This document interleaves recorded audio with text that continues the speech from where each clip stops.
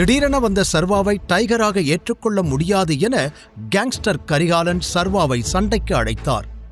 சிறிது நேரத்தில் கரிகாலன் மற்றும் சர்வா இருவரும் அந்த பாக்ஸிங் ஏரியாவிற்கு வந்து சேர்ந்தனர். அங்கிருந்த தனது பவுன்சர்களை எல்லாம் கொஞ்சம் வெளியில இருங்க என்று அனுப்பி வைத்தார் விக்ரமன். கரிகாலன் சண்டைக்கு தயாராக சர்வாவும் தனது சட்டையை கழட்டி வைத்தான். ரிங் உள்ளே நுழையும் முன், நல்லா யோசிச்சுக்கோ, இதுவரைக்கும் இந்த ரிங்ல நான் தோத்ததே இல்லை என்று கர்வத்துடன் கூறினார் கரிகாலன். ஆமா சர்வா, இதுவரைக்கும் கரிகாலனை யாருமே ஜெயிச்சதில்லை என்று இன்னொரு புறம் விக்ரமன் கூற, அதுக்கு காரணம் இதுவரைக்கும் அவர் என்ன ஃபேஸ் பண்ணதில்லை, அதான் இன்னைக்கு நான் வந்துட்டேன்ல, எல்லா ஹிஸ்டரியையும் மாத்தி எழுதிடலாம் என்று கான்பிடன்ஸுடன் பேசிய சர்வா ரிங்கின் உள்ளே எகிரி குதித்தான். சண்டையை ஆரம்பிப்பதற்கு முன்னால் கரிகாலன் விக்ரமனிடம், யார் மேல பெட் கட்ட போற, என் மேலையா இல்ல உன்னோட இந்த புது டூப்ளிகேட் டைகர் மேலையா என்று சிரித்துக் கொண்டே கேட்டார். இது என்ன கேள்வி, நான் டைகர் பக்கம்தான் என்று பட்டென கூறினார் விக்ரமன். அதை கேட்டதும் கரிகாலன் சத்தமாக சிரித்தார். நீ இவன் பக்கம்தான் நிப்பேன்னு எனக்கு நல்லாவே தெரியும். பாரு, உன்னோட இந்த புலிக்குட்டி இப்ப என்கிட்ட அடி வாங்கி எப்படி பூனைக்குட்டியா மாறி ஓடப் போகுதுன்னு என்று தெனாவட்டாக கூறிய கரிகாலன் சர்வாவுடன் சண்டையிட தயாரானார். விக்ரமன் வேறு வழி இல்லாமல், கடவுளே, சர்வாவுக்கு எதுவும் ஆகிடக்கூடாது என்று மனதில் நினைத்தபடி அங்கிருந்த பெல்லை அடித்து முதல் ரவுண்டை தொடங்கி வைத்தார். பெல் அடித்த அடுத்த செகண்ட் சர்வாவிற்கு யோசிக்க கூட நேரம் கொடுக்காத கரிகாலன் அவனை முகத்தில் குத்துவதற்காக ஓடி வந்தார். அதை பார்க்க பெரிய காட்டு யானை தன்னை நோக்கி வருவது போல சர்வாவிற்கு தோன்றியது. ஆனால் அவன் பயப்படவில்லை. ரொம்ப கூலாக அவர் அடியிலிருந்து தப்பித்துக் கொண்டான். அவன் முகத்தில் அதீத நிதானம்தான் தெரிந்தது. சின்ன வயதிலிருந்தே சர்வாவுக்கு ராஜன் சண்டை போடச் சொல்லிக் கொடுத்திருந்தாலும் அவன் அனாதை ஆசிரமத்தில் சேர்ந்த பின்பு வாழ்க்கையே அவனை ஃபோர்ஸ் பண்ணி மற்றவர்களோடு சண்டை போட வைத்திருந்தது. அங்கிருந்த ஒரு நேபாள் மாஸ்டர் அவனுக்கு எல்லா தற்காப்பு கலைகளின் பேசிக்ஸையும் கற்றுக் கொடுத்திருந்தார். வட சென்னையின் பாக்ஸிங் ரிங்குகளில் அவன் அவ்வப்போது ஏறி விளையாடுவதை வழக்கமாக வைத்திருந்தான். அதனால் சிறிது கூட பயமில்லாமல் கரிகாலனை நேருக்கு நேராய் பார்த்தான். அவர் கண்ணை பார்த்தாலே பயந்து ஓடிவிடும் மற்றவர்களுக்கு முன்னால் சர்வா தலை நிமிர்ந்து நிற்பது கரிகாலனுக்குள் புதிய பயத்தை உருவாக்கியது. அவர் மீண்டும் அட்டாக் பண்ண ஓடிவர அந்த முறையும் சர்வா தப்பித்து அவருடைய பின்னந்தலையில் ஓங்கி ஒரு அடி அடிக்க கரிகாலன் மடார் என்று தரையில் விழுந்தார். அவன் கிக் ஸ்டைலை பார்த்த விக்ரமன் அசந்து போனார். விண்ணென்று தெரித்த தலையை கோபமாய் பிடித்தபடி கரிகாலன் எழ அதற்குள் சர்வா அந்த ரிங்கின் ஒரு மூலையில் சென்று அவரை மீண்டும் வரும்படி அழைக்க விக்ரமன் முகத்திலோ உற்சாகம் களை கட்டியது. தன்னை நோக்கி ஓடி வந்த கரிகாலனை இடது காலில் ஓங்கி மிதித்த சர்வா லேசாய் மேலே எம்பி அவர் நெஞ்சில் ஒரு குத்துவிட மறுபடியும் கரிகாலன் கீழே விழுந்தார். விசில் அடித்து கைத்தட்டிய விக்ரமன், சூப்பர் சர்வா, சீக்கிரம் சரண்டராக கரிகாலா, எதுக்காக உன்னோட ரெக்கார்டை நீயே லூஸ் பண்ணிக்கிட்டு இருக்க? நீ டைகர் கிட்ட தோத்து போனத நான் வெளியே யார்கிட்டயும் சொல்ல மாட்டேன் என்று விக்ரமன் சிரிக்க ஆரம்பிக்க கரிகாலனின் கோபம் ஏறிக்கொண்டே போனது. அவரும் சர்வாவை பலவிதமாக அட்டாக் பண்ண முயன்றாலும் அவன் அவரை விட 10 மடங்கு வேகமாக இருந்ததால் மீண்டும் மீண்டும் அவனிடம் அடி வாங்கி ஒரு கட்டத்தில் வாயில் ரத்தம் வடிந்தபடி மூச்சுவிட முடியாமல் கீழே விழுந்து கையை தூக்கி சண்டையை ஸ்டாப் பண்ண சொல்லிவிட விக்ரமன் உற்சாகத்தில் கத்திவிட்டார். சர்வாவும் சண்டையை நிறுத்த கரிகாலன் வலியோடு, இதெல்லாம் எங்கிருந்து கத்துக்கிட்ட என்றார் நம்ப முடியாமல். நல்ல வாத்தியாருங்க கிட்ட இருந்து. இது எப்படி என்னோட இடமோ அதே போல இதெல்லாம் எனக்குள்ளேயே இயல்பா உருவான விஷயங்கள். என் அப்பா ராஜனோட ஸ்கில்ஸ் என்றவன் அருகே அமர்ந்து சொல்ல கரிகாலன் அவனை உன்னிப்பாக பார்த்தார். எஸ், நீ ராஜனோட பிளட் தான். இந்த அப்பர் கட் பாக்ஸிங் ஸ்டைல் உன் அப்பாவோட ஸ்பெஷல் தான். நீ நிரூபிச்சிட்ட. வெல்கம் டைகர் என்று அவனை அணைத்து அவன் கையில் முத்தமிட்டார். விக்ரமனோ டைகர் டைகர் டைகர் என்று கத்தி இன்னைக்கு பெரிய பார்ட்டி பண்ணிடலாம் என்று உற்சாகமாக சொன்னார். கரிகாலன் சர்வாவிடம், எங்க கூட ஜாயின் பண்ணிக்கோ டைகர் என்று அழைக்க சர்வா மறுத்தான். தப்பா கேக்குறீங்க என்றவன் புருவம் உயர்த்த கரிகாலன் சற்று உள்ளே போன குரலில், எங்க கூட ஜாயின் பண்ணிக்கிறீங்களா டைகர் என்று பணிவாக மீண்டும் கேட்க சர்வா முகத்தில் திருப்தியான புன்னகை வந்தது. அவன் கரிகாலனின் கையை பிடித்து மேலே தூக்கியபடி "Why not?" என்று சொல்லிக் கொண்டிருக்க சரியாக வேதிகாவிடமிருந்து போன் வந்தது. "என்னோட பேரண்ட்ஸ் ஊர்ல இருந்து வந்துட்டாங்க. அவங்களுக்கு எல்லா விஷயமும் தெரிஞ்சிருச்சு. உன்னை பார்க்கணும்னு சொல்றாங்க. எங்க இருந்தாலும் கிளம்பி வீட்டுக்கு வா உடனே" என்று கூறினாள். இது என்ன புது பிரச்சனை? இவளுக்கு அப்பா அம்மா இருக்காங்களா? கல்யாணத்துக்கு கூட வரலையே. இப்ப என்ன டிராமா பண்ண காத்திருக்காங்கன்னு தெரியலையே என்று அவன் அமைதியாகவே யோசிக்க, "ஏய், நீ லைன்ல இருக்கியா இல்லையா? உடனே கிளம்பி வா. இது எல்லாம் உன்னாலதான் ஸ்டார்ட் ஆச்சு. வந்து நீயே பேசிக்கோ" என்று மீண்டும் எரிச்சலோடு கூறினாள் வேதிகா. "சரி சரி வரே" என்று அழைப்பை துண்டித்த சர்வா முகத்தில் கன்ஃபியூஷன் அப்பட்டமாக தெரிந்தது. அதை கவனித்த விக்ரமன், "என்னாச்சு டைகர்? Any problem?" என்று கேட்டார். "அங்கிள், எனக்கு கொஞ்சம் வேலை இருக்கு. என்னால உங்க கூட இன்னைக்கு ஜாயின் பண்ணிக்க முடியாது. சாரி கரிகாலன், நான் கிளம்பணும்" என்று பொதுவாக கூறினான்.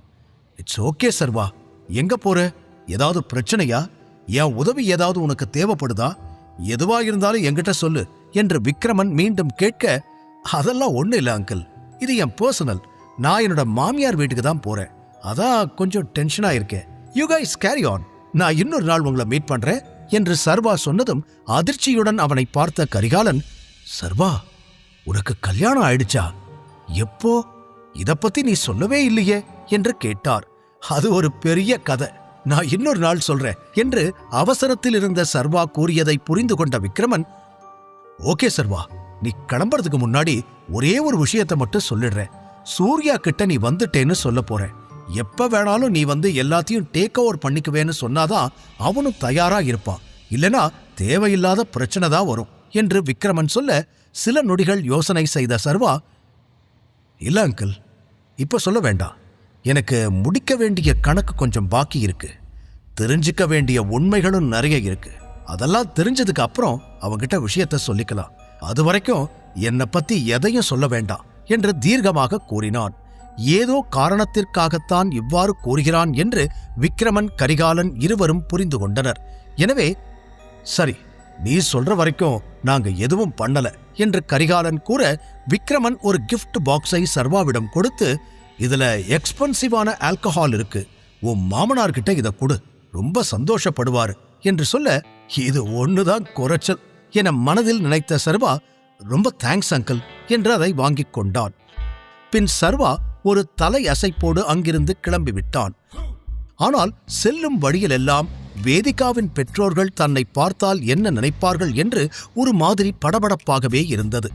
கரெக்டாக அவன் வீட்டிற்கு வந்ததும் நீண்ட மூச்சுகளை இழுத்துக்கொண்டு உள்ளே செல்ல அவனையும் மீறி லேசாக வேர்த்தது.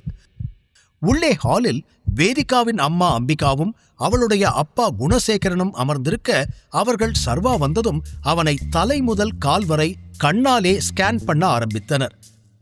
அது அவனுக்குத்தான் ஒரு மாதிரி இருந்தது. வேறு வழியில்லாமல் கஷ்டப்பட்டு சிரித்தவன், "ஹலோ ஆண்டி, ஹலோ அங்கிள், எப்படி இருக்கீங்க? அண்ட் இந்தாங்க அங்கிள், இது உங்களுக்காக தான் கொண்டு வந்தேன்" என்று குணசேகரன் கையில் தான் கொண்டு வந்த கிஃப்ட் பாக்ஸை கொடுக்க, அம்பிகா அதை பார்த்து முகத்தை திருப்பிக் கொண்டார். சர்வாவை பார்த்த நிமிடமே அவன் எப்படிப்பட்ட பேக்ரவுண்டை சேர்ந்தவன் என்று அம்பிகா கணக்கு போட்டு விட்டவர் அவனை அந்த நிமிடமே வெறுக்க ஆரம்பித்தார். ஆனால் குணசேகரன் அந்த பாக்ஸில் இருந்த எக்ஸ்பென்சிவான ஸ்காட்ச் விஸ்கி பாட்டிலையும் அவனையும் நம்ப முடியாமல் பார்த்து, "இது ரொம்ப எக்ஸ்பென்சிவான கலெக்ஷன் ஆச்சே. இந்தியால இது கிடைக்கவே கிடைக்காது. இது எப்படி?"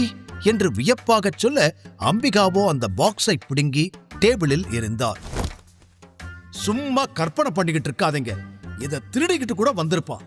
ஆளை பார்த்தாலே தெரியல" என்று கத்தியவர் கோபமாய் எழுந்து, "எதுக்காக இதை கொண்டு வந்த? என் பொண்ணை எப்படி ஏமாத்துறியோ அப்படியே எங்களையும் ஏமாத்த பாக்குறியா? உன்னாலதான் என் பொண்ணோட வாழ்க்கையே போச்சு" என்று சொல்ல சர்வா உடனடியாக மறுத்தான். "ஆண்டி, தேவையில்லாம என் கேரக்டரை பத்தி தப்பா பேசாதீங்க. நான் எதையும் திருடவும் இல்ல, உங்க பொண்ணை ஏமாத்தவும் இல்ல" என்றான். "சும்மா டிராமா பண்ணாத. எனக்கு உன் பிளான் என்னன்னு நல்லாவே தெரியும். என் பொண்ணை வச்சு சொகுசா வாழத்தானே இவ்வளவு கீழ்த்தரமா இறங்கி இருக்க. என் பொண்ணோட லெவல் என்ன, உன் லெவல் என்ன? அவ கால் தூசிக்கு நீ வருவியா?" என்று கத்த, ஒரு பக்கம் அவரது பேச்சு சர்வாவுக்கு எரிச்சலானாலும் தான் என்ன சொன்னாலும் அவர்கள் நம்பாமல் இருப்பது அவனுக்கே கஷ்டமாக இருந்தது. அவனும் வேதிகாவும் அன்று ஒரே அறையில் இருந்தது எப்படி என்று இப்பொழுது வரை அவனுக்கே புரியவில்லை. அதனால் சர்வா அவர்களுக்கு எந்த விளக்கமும் தரவில்லை. அப்படி கொடுத்தாலும் கேட்கக்கூடிய ஆளாக அம்பிகா இருக்க மாட்டார் என்று அவனுக்கு தெரிந்துவிட்டது. ஆனால் சர்வாவின் அமைதியில் அம்பிகா மேலும் வெறியாகி, வாயத் திறந்து சொல்லு, எதுக்கு என் பொண்ணை ஏமாத்த பாக்கற என்று மீண்டும் கத்த, குணசேகரன், அம்பிகா அம்பிகா கொஞ்ச நேரம் பொறுமையா இரு என்றவர் சர்வாவை அமரச் சொல்ல, அம்பிகா அவனை கோபமாய் பார்த்தபடி அமர்ந்தார். பின், நடந்த எல்லா விஷயத்தையும் நாங்க கேள்விப்பட்டோம். என் பொண்ணுக்கும் அன்னைக்கு ராத்திரி என்ன நடந்துச்சுன்னு தெரியல. நீயும் எந்த விளக்கமும் கொடுக்க மாட்ற. சோ நீங்க பண்ண தப்ப யாராலையும் மாத்த முடியாது. அதனால பெரியவர் முடிவு பண்ண மாதிரி நீங்க 2 பேரும் சேர்ந்து வாழறதுதான் எனக்கு சரியா படுது என்று குணசேகரன் சொல்ல, சர்வா மறுக்காமல் தலையசைத்தான். ஆக்சிடென்டாக கிடைத்த உறவு என்றாலும் இந்த உறவை தக்க வைத்துக் கொள்ள வேண்டும் என முடிவெடுத்து விட்டான் சர்வா. அத்தோடு தான் டைகர் என்ற ரகசியமும் இங்கே இருக்கும் யாருக்கும் தெரிந்துவிடக்கூடாது என்பதில் தீர்க்கமாக இருந்தவன் எந்த சூழ்நிலையிலும் நிதானம் இழந்துவிடக்கூடாது என்று மனதிற்குள் உறுதியெடுத்துக் கொண்டான். பின்னர், நீ என்ன வேலை பார்க்கிற சர்வேஸ்வரன் என்று குணசேகரன் விசாரிக்க, சர்வா ஒரு பெருமூச்சோடு புன்னகையை வரவழைத்தபடி, டெலிவரி பாயா ஒர்க் பண்ணிக்கிட்டு இருந்தேன் அங்கிள். ஆனா இன்னையோட அந்த வேலையும் போயிடுச்சு என்று சொல்ல, அம்பிகா மேலும் கோபமாய் அவனை பார்த்தார். ஆனால் குணசேகரனுக்கு அவனது வெளிப்படையான நேர்மையான பதில் பிடித்திருந்தது. சரி, ஆனா நீ வேற ஏதாவது ஒரு நல்ல பெரிய வேலையா தேடிக்க பாரு. அப்பதான் உன்னால எங்க பொண்ணுக்கு சமமா இருக்க முடியும் என்று குணசேகரன் சொல்ல, சர்வா சரி என்று தலையாட்டினான். அதை கேட்டு சிரித்த அம்பிகா, இவனுக்கு யாராவது வேலை கொடுப்பாங்கன்னு நினைக்கிறீங்களா என்று கேட்க, முகத்தை மட்டும் கனிவாக வைத்துக்கொண்டு வார்த்தைகளை தெளிவாக பேசினான் சர்வா. உலகத்துல நிறைய வேலை இருக்கு ஆண்டி. யாரும் எனக்கு வேலை தரமாட்டேன்னு சொல்ல போறதில்ல. எனக்கேத்த வேலை நிச்சயமா கிடைக்கும். சோ என்ன நினைச்சு ரொம்ப கவலைப்படாதீங்க என்று கூற, பாத்தீங்களா பாத்தீங்களா எப்படி திமிரா பேசுறான்னு என்று அம்பிகா மேலும் கடுப்பாக, அவ்வளவு நேரம் நடந்ததையெல்லாம் வேடிக்கை பார்த்து கொண்டிருந்த வேதிகா கூட அவனை ஆச்சரியமாய் பார்த்தாள். யாரையும் வெளிப்படையா பார்த்து எடை போற்றாதீங்க ஆண்டி என்றான். மறுபடியும் அம்பிகா அகங்காரமாய் சிரித்து, இந்த வெட்டி பேச்சுக்கு ஒன்னும் குறைச்சல் இல்ல. நாங்க வேலைக்கு போகணும்னு சொன்னதும் கிடைச்ச ஏதாவது ஒரு வேலைக்கு போயிடலான்னு தப்பு கணக்கு போடாத. இன்னைக்கே கூட கார் கழுவுற வேலையோ இல்ல சூப்பர் மார்க்கெட்ல பில் போடுற வேலையோ ஈஸியா கிடைச்சிடும். ஆனா நாங்க சொல்றது என் பொண்ண கல்யாணம் பண்ணிக்க தகுதியான ஒரு அந்தஸ்தான வேலை. அத உன்னால ஒரே நாள்ல கண்டுபிடிக்க முடியாது என்று சொல்ல, அவர் சொன்னதை கேட்டு சர்வாவுக்கு சிரிப்புதான் வந்தது. அடக்கிக் கொண்டான். வேதிகாவும் சர்வா இப்படி ஓவர் கான்பிடென்டாக பேசுவது பிடிக்காமல் தன்னுடைய ரூமுக்கு எழுந்து சென்று விட்டாள். சரி ஆண்டி, நாளைக்கே அதை ப்ரூவ் பண்ணிடலாம் என்று சர்வா சொல்லிவிட, அம்பிகா பார்க்கலாம் என்று விருட்டனை எழுந்து சென்று விட்டார். குணசேகரன், டேக் கேர், ரொம்ப லேட் ஆகிடுச்சு. நீ இன்னைக்கு நைட் இங்கேயே தங்கிக்கோ. மேலதான் வேதிகாவோட ரூம் இருக்கு. குட் நைட் என்று சொல்லிவிட்டு செல்ல, இந்த வீட்ல இந்த ஒருத்தராவது நல்ல மனுஷனா இருக்காரே என்று மனதிற்குள் சொல்லிக் கொண்டவன் அன்று இரவு வெகுநேரம் ஆகிவிட்டதால் அவன் வேதிகாவோடு தங்க முடிவு செய்தான். அவள் ரூம் கதவை தட்டிவிட்டு சர்வா உள்ளே செல்ல போன நிமிடம் வேதிகா அவசரமாய் வந்து கதவை பிடித்துக்கொண்டு, என்ன என்று கேட்க, சர்வா கூலாக, லேட் நைட் ஆகிடுச்சு, உங்க அப்பாதான் என்னை இங்கேயே ஸ்டே பண்ணிக்க சொன்னாரு என்றவன் கதவை திறக்க முயல, வேதிகாவின் முகம் கோபத்தில் சிவந்தது. உன்னை என்னோட ரூமுக்குள்ள விடுவேன்னு நினைக்கிறியா என்று கதவை திறக்க விடாமல் அழுத்தி பிடித்தபடி கேட்க, அப்புறம் நான் எங்க போறது என சர்வாவும் கேட்டான். எங்கேயோ போய் தொலை, முதல்ல கதவுல இருந்து கையை எடு, நான் வேகமா தள்ளுனேன்னா உன் கை நசுங்கிடும் என்று வேதிகா சர்வாவை பார்த்து கத்த, அவனோ துளி கூட அசையாமல், எங்க ட்ரை பண்ணி பாரு என்று கூற, வேதிகா கதவை மூட முயற்சி செய்தாள். அவளால் 1 இன்ச் கூட அசைக்க முடியவில்லை. சர்வா புன்னகைக்க கோபமான வேதிகா, என்னால உன்னை ஏன் ரூம்குள்ள விட முடியாது. வேணும்னா போய் சர்வன்ட்ஸ் இருக்கிற ரூம்ல தங்கு, இல்ல ஸ்டோர் ரூம்ல படுத்துக்கோ. தாத்தா சொன்னதுக்காகத்தான் உன் கூட ரெஜிஸ்டர் மேரேஜ் பண்ணிக்கிட்டேன். சீக்கிரமே நான் உன்னை டிவோர்ஸ் பண்ணிடுவேன். கெட் லாஸ்ட் என்று கூற அதுவரை கம்பீரமாக நின்று கொண்டிருந்த சர்வாவின் முகம் அடுத்த நொடி மாறியது. அவன் பிடியை தளர்த்த வேதிகா வேகமாக கதவை சாத்திவிட்டாள். சர்வாவால் மாமியார் அம்பிகா சொன்னது போல ஒரே நாளில் பெரிய வேலையை தேடி தன்னை ப்ரூவ் பண்ணிக்கொள்ள முடியுமா? வேதிகா மனதை சர்வா எப்படி மாற்றப் போகிறான்? தொடர்ந்து கேளுங்கள். Tiger returns only on Pocket FM. Link டிஸ்கிரிப்ஷனில் கொடுக்கப்பட்டுள்ளது.